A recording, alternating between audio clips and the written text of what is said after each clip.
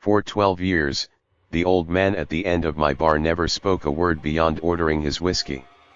Tonight, he told me everything, 100-year-old curse, a cannibalistic cult, and the horrifying truth about why his long hunt is finally about to end. The neon sign of the spade flickered, casting a sickly pink and blue glow on the rain-slick Seattle pavement.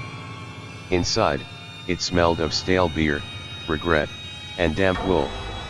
Every bar has its ghosts, but this one had Robert Elm. He was a fixture, a piece of the worn-out furniture. Every night at 10 p.m., he'd slide onto the same stool at the far end of the bar, the one tucked away in the shadows.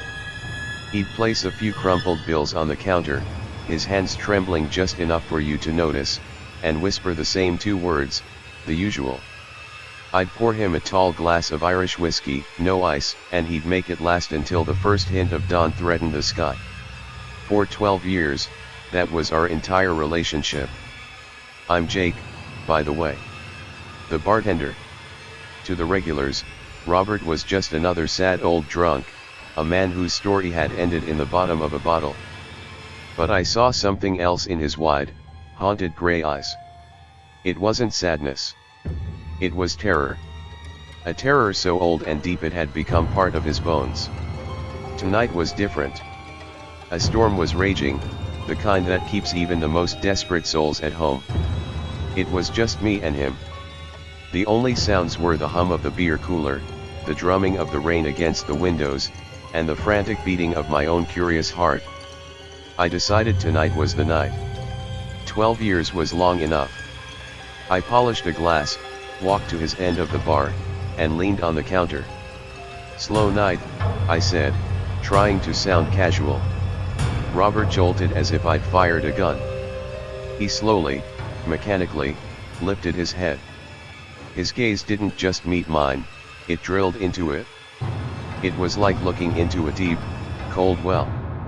I felt a chill that had nothing to do with the storm. His lips, chapped and pale, parted. A dry, rasping sound came out. They always are, before the end. I was floored. In 12 years, I'd heard maybe 50 words from him, and now this. The end of what? I asked, my voice barely a whisper. A sound like grinding stones rumbled in his chest. It might have been a chuckle. You want to know my story, don't you, kid? You've been wondering why a man would sit in silence for over a decade. Yeah, I have. I was waiting, he said, his voice gaining a strange strength. Waiting for someone to ask. Because once the story is told, it can't be untold. It infects the listener. It becomes their burden, too. You still want to hear it? I found myself nodding, unable to speak. I was hooked. All right then, he said, taking a long sip of his whiskey. Pour yourself a drink, Jake. A strong one. Because you're not just going to hear my tale. You're going to hear why I'm here. Why I drink this specific whiskey. And why I'm so afraid of the dark. And so, under the flickering lights of a dying bar, the old man began his story. It started in November of 1962. I was 22, living in a small, forgotten town in Iowa, the kind of place where cornfields press in from all sides like a waiting ocean. I was in love with a girl named Elizabeth. Fiery, beautiful, and the only thing that ever felt real to me. We were engaged, living in a small house, and fighting like cats and dogs. I had a temper back then, a nasty one. One night, we had a terrible fight.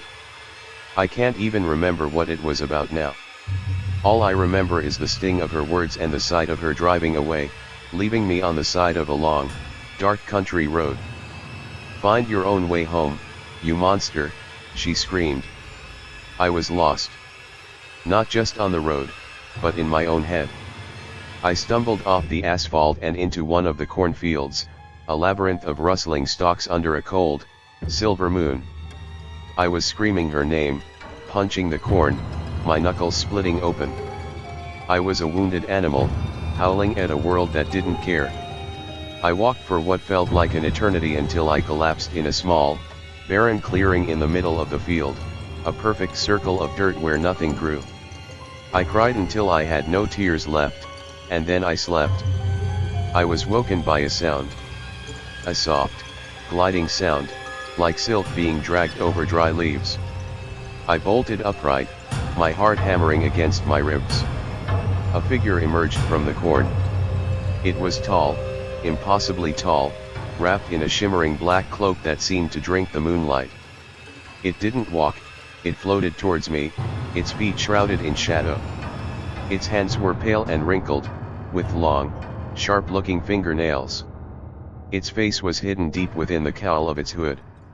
"You are bleeding, traveler," it spoke. The voice was a dry, calm monotone, like the rustling of ancient paper. I scrambled back, terrified. "Who are you?" "A friend," it said, stopping a few feet away. "My name is Lombard. And I heard your cries. Heartbreak is a terrible poison. I can offer an antidote. I was young, dumb, and heartbroken. Society tells you not to talk to strangers, especially 7-foot-tall strangers who float out of cornfields. But despair makes you do stupid things. What kind of antidote?" I asked. "A distraction. I am on my way to a gathering with some old friends. A celebration. It will take your mind off your troubles. Join us. We will feed you, give you drink, and see you safely home by morning." It sounded insane. It was insane. But the alternative was spending the night alone in a cornfield, bleeding and broken. I agreed. We walked through the woods that bordered the farms. He moved with a silent, unnatural grace, a giant shadow weaving through the trees. The woods grew darker, quieter. The air grew colder. I tried to make small talk to break the oppressive silence. "So, this gathering. What's it for?" "An old tradition," Lombard replied, his head never turning. "A welcoming. Tonight, we welcome a new member and say goodbye to a problem." A light appeared in the distance. Not a single light, but a ring of them. Torches. They illuminated a large clearing. In the center was a long, black stone altar. Tables and chairs were arranged in a circle around it. People, all dressed in the same black robes as Lombard, sat silently, their faces hidden. "We have arrived," Lombard said with a hint of glee. "Help yourself. The wine is particularly special tonight." I found an empty seat next to an old couple. I tried to ask them what this was all about. They just turned to me, and under their hoods, I saw their mouths stretch into wide, silent grins. It was terrifying. I decided to try the wine. It was in a heavy, pewter goblet. I took a sip. It was like a lightning strike to my brain. My vision exploded into kaleidoscopic colors. The world twisted and warped. I heard whispers in a language I didn't understand, ancient and guttural. I saw images of village on fire, people screaming. A goat with spiraling horns standing in the flames, its eyes glowing with intelligence.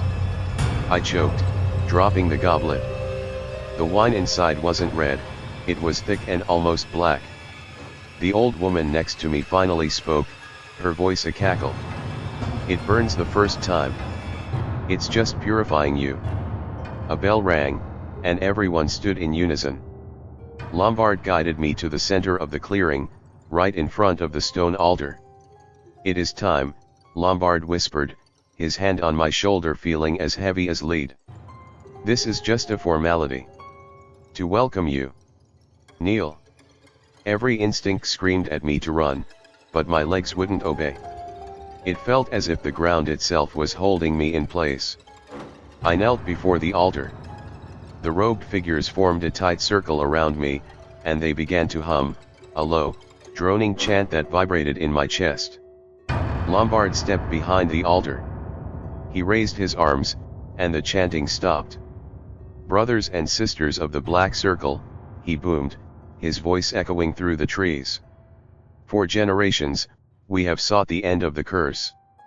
The end of the bloodline that opposes us. The crowd roared. Tonight, that end is here.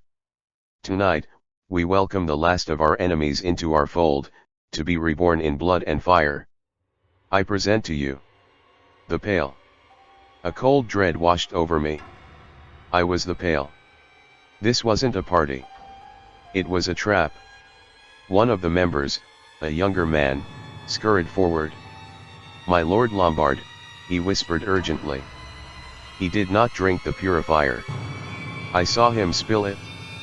The sacrament cannot proceed until his soul is cleansed. Lombard's hooded head snapped towards me. "Is this true?" Before I could answer, a massive man with a wild look in his eyes drew a curved, wicked-looking knife. "The sacrament must be completed. Sikra demands it," he roared, lunging at me. "Alabaster, no!" Lombard shouted, tackling the man. They crashed to the ground in a tangle of black robes. In the chaos, the heavy pommel of the knife swung through the air and struck me square between the eyes. The world went black. I woke up in a simple room. Wooden floors, white walls. My head throbbed. I was in a bed, in what looked like an old farmhouse. The door opened, and Lombard walked in. He wasn't wearing his hood. On his broad shoulders sat the head of a goat. It wasn't a mask. I could see the muscles in its neck move as it spoke. The jet black fur, the spiraling ivory horns, the pale green eyes that blinked slowly, intelligently. It was real. I screamed. "Calm yourself, Robert," the goat thing said, its voice the same calm monotone. "Panic will not help you. What are you? What is this place?" "This," he said, gesturing around the room, "is my home. The home of the Black Circle. And as for what I am the result of a promise made long ago." He then told me a story. A story of a town ravaged by a plague in the 1800s. A town founded by two cousins. When medicine failed, one cousin, Ambrose Lombard, his great-grandfather, turned to darker methods. He made a pact with an ancient entity named Sikra, a goddess of life and death. In exchange for ritual sacrifice, she would spare the town. The goat, he explained, was a mark of their covenant, a permanent alteration to their bloodline. "But what does this have to do with me?" I pleaded. His green eyes stared at me. "The other founding cousin, your great-grandfather, he was a man of weak morals. He rejected the pact and fled. He swore an oath to Sikra's eternal enemy, a god of justice. That his bloodline would forever be a poison to ours. A single touch from one of you, the Pale, can unravel us, turn our flesh to rot. You are the last of that bloodline, Robert. We have been hunting your family for 100 years. My blood ran cold. This wasn't random. It was my inheritance. Alabaster's foolishness has given you a temporary reprieve," Lombard continued. "The Circle believes a failed ritual is a bad omen. They have granted you a week. A week to understand our ways. A week to accept your destiny. If, by next Sunday, you join us willingly, you will be spared and reborn as one of us. If you refuse, we will perform the sacrament on you as was intended." For the next few days, I was a prisoner in paradise. I was given free rein of the massive farmhouse and its grounds during the day. The members of the cult were friendly. They smiled. They brought me food. But their eyes were hollow, and their movements were too synchronized. They spoke of Lombard with a terrifying reverence. I explored. I found a dilapidated chapel filled with small, unmarked graves. I found a schoolhouse where children's drawings depicted a tall, goat-headed man giving them gifts. And I found a concrete building. It was windowless, with a single iron door secured by a massive, rusty padlock. A foul, sweet smell emanated from it. I knew I had to escape. My chance came on Saturday night. Lombard entered my room. "Robert," he said, his tone more serious than ever. "Tonight, we are conducting a rehearsal for your ceremony. A final offering to Sikra to ensure our success. I must insist you remain in your room. Do not ruin the surprise." He left, and I knew I couldn't wait. The moment the house fell silent, I slipped out. I crept to the Great Hall, a large barn-like structure where they held their meetings. I scaled the brick wall, my fingers finding holes in the crumbling mortar, and found a hatch on the roof leading to a dusty attic. Below me, through the gaps in the floorboards, I saw everything. The scene was the same as before. The robed figures, the altar, the humming. But this time, the man from the woods, Alabaster, was dragged to the altar, stripped and bound. He was the offering. For his failure, Lombard boomed, holding a shimmering dagger aloft, "Brother Alabaster gives his life to appease our great mother, Sikra." I watched, frozen in horror, as Lombard performed the ritual. He didn't just kill him. He butchered him. He plunged his hands into the man's body and pulled out his still steaming liver. He held it high for the roaring crowd to see, then bit into it like an apple, blood dripping down his goatish chin. I scrambled back from the gap, my hand clamped over my mouth to stifle a scream. I finally understood the food they'd been serving me. The strange, sweet taste of the meat. I hadn't eaten in 2 days, my gut instinct screaming at me that something was wrong. Thank God. Lombard's story about my touch, he must have been trying to nullify my power by feeding me human flesh. My ancestors' power. I had to get out. Not next week. Now. I fled back to my room just as Lombard's heavy footsteps echoed up the stairs. He opened my door, his face still glistening with tiny specks of blood. "I trust your evening was peaceful," he said, a sick smile playing on his lips. "I had a nightmare," I said, my voice shaking. "But I'm fine now." He nodded, satisfied. "Good. Rest well, Robert. Sunday will be a glorious day." Part 1 of The Pale and the Black Circle has concluded. The hunt begins, in Part 2.